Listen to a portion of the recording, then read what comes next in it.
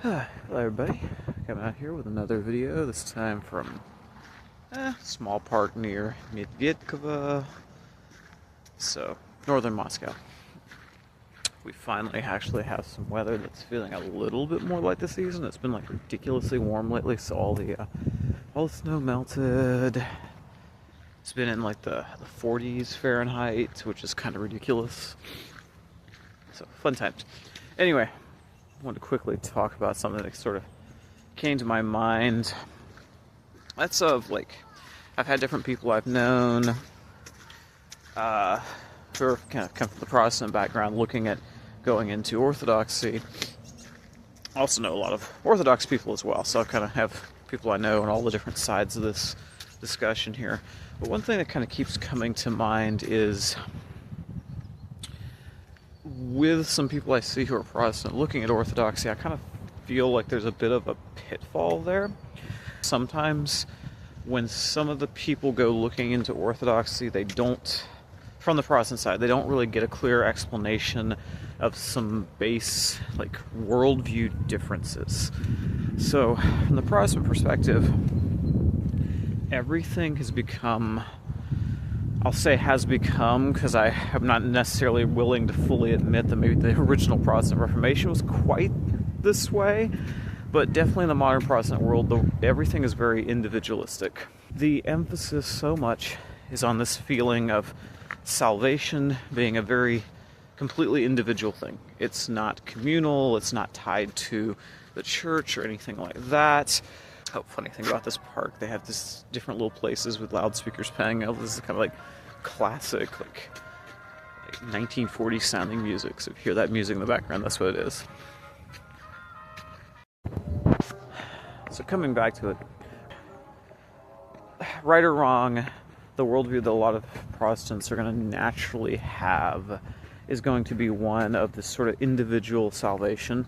And as such, you're kind of saved by believing the right things and getting it right yourself.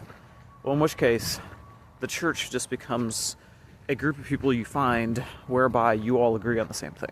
So the mass emphasis on the church is having the maximum correct doctrine.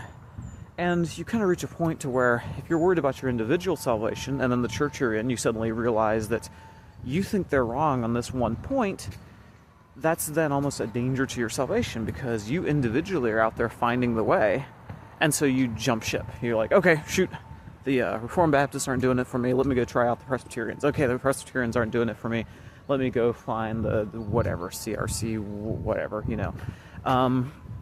There's almost kind of this sense of the church is nothing more than a group of people that you agree with. And as such, it doesn't really have much of an objective reality. And so this is coming back to the whole Orthodoxy thing. The concern I have is I see a lot of Protestants kind of running off to Orthodoxy with this same packaged, implicit worldview, to where they're kind of like, oh, it's just another church, and now I have things I don't quite like about Protestantism, so now I'm going to run off to this one, and maybe this one will have it right. And the problem with this worldview is it's sort of, you're going off to a church that is not built on the same individualistic worldview in anything like the same way. It has a completely different worldview of what the church is and how it works. And then you run off to that, you hop in, and you start going, okay, great, now I found this ancient church and everything is going to be perfect. I'm going to agree with everything because all the doctrine is all right. Everything is just exactly in place how it should be. Well, to a certain extent, you're expecting something that more or less is kind of promised more implicitly in the idea of Catholicism, not Orthodoxy really, in the sense of this sort of absolute unity of tradition. I'm sorry, but the Greek Orthodox do look different from the Russian Orthodox, who do look different from the Serbian Orthodox, and all these different things. There is a unity there, but it's not quite this unity of this absolute single voice of every single tradition, every single thing, right? There's much more of this flexibility in the, even the church fathers, right? Augustine might still be a saint, but that doesn't mean that most Orthodox agree with a lot of his views on soteriology, things like this. And so a lot of Protestants, I think, or I kind of see this, going down this road of, oh yay, well I found this church that now has perfect theology, now I've got it right. And it almost feels like they're kind of headed down the road of catastrophe because they're not realizing that's a completely different worldview when it comes to what makes the church, right? This worldview looks at it and says the church is an objective thing, right? The apostles come along and they set up an objective, one could say institution. I know that might kind of sour people's mouths. They're thinking Catholicism. But still, it has an objective reality to it, right? Christ leaves the apostles then go up, set up these churches. These churches then have a certain unity and authority, right? They have church councils. Other churches set up other churches. There's a clear authority structure. There's kind of this clear line of sort of, shall we say, institutional integrity, something that passes down. It's not just this idea that the church is just wherever you are, you can just go out and set your own church up and you're saved on your own. The church is an objective institution, and there's this idea of the church having an authority actually coming down from Christ through the apostles and everything else. So, this is coming from someone not Orthodox, but still, at least my contact with people I know. I've talked with some different priests and all, people who are missionaries and all this kind of, a little bit more of an attitude of a more flexible sense of, you don't necessarily always understand every last bit of theology. You're not saved by, giving your theological dissertation, but there's still this implicit sense of, but the church is an objective thing that has authority passed down, and you're a part of it. You obey it, whatever. And so the pitfall I see with a lot of Protestants is they go into it with this individualistic attitude. And they're like, they hop right in, like, oh yeah, sure, I'll get baptized, whatever, get chrismated, the whole 9 yards, catechumen process.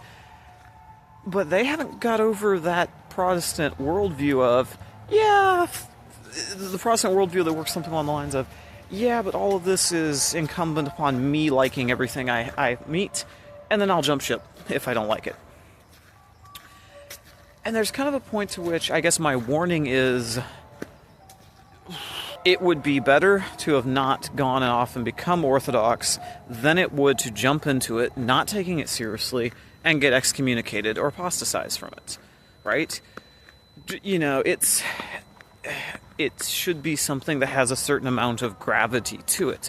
So if you're taking it with this Protestant attitude of individualism, I feel like you're basically destined for shipwreck.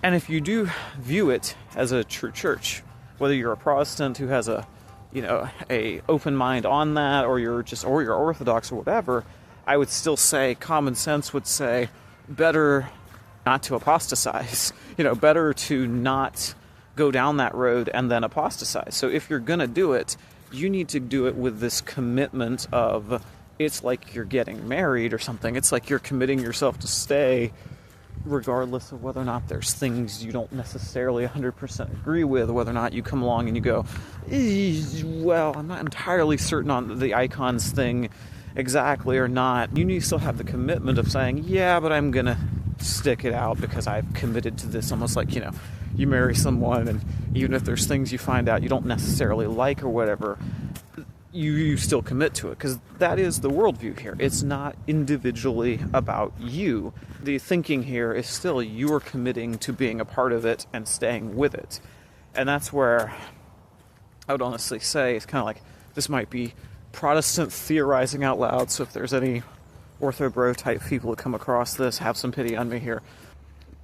To the Protestants out there, you need to almost consider and go, what if Orthodoxy is absolutely right and it is the true church? Do you want to be in the position that you just didn't take it very seriously, hopped on in, and then found something you didn't like, and then bounced right back out, and now you've kind of you've apostatized from the true church, or you've kind of shown this disdain for its authority?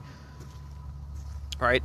It almost seems to me, and this is where I would say the theorizing side comes in here, and I don't know how the divine looks at justice because I'm not God, but it still seems to me it's less disrespectful to be in that position of, I'm not certain if they're the true church, and so I waited, than it is to jump into it hastily, be willing to say, yes, I acknowledge they're the true church, and then just change your mind and walk away after you go and get baptized, after you give your word to follow it, and all these kinds of things. right? And as the clarification here, I'm not saying that the historic position isn't one that needs to be seriously considered. You really do. Because I won't lie, if you go into the early church fathers, it doesn't presuppose the invisible church stuff that you really aren't seeing until, times of like Wycliffe's fighting with the Catholics, right, in England and such.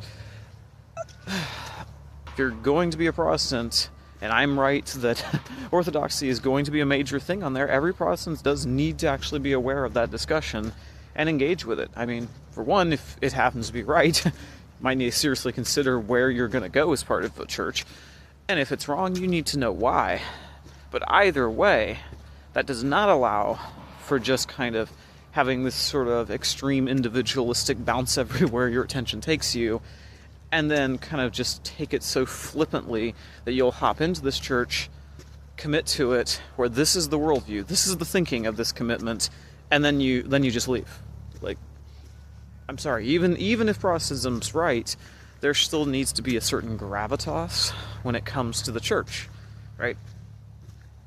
The apostles speak highly of the idea of the church. Christ obviously builds the church, right? There can't be, or leaves the foundation for the church for the apostles to build. It shouldn't be treated flippantly. And so that's my kind of plea on that. Bare minimum, take it seriously if you're thinking about it.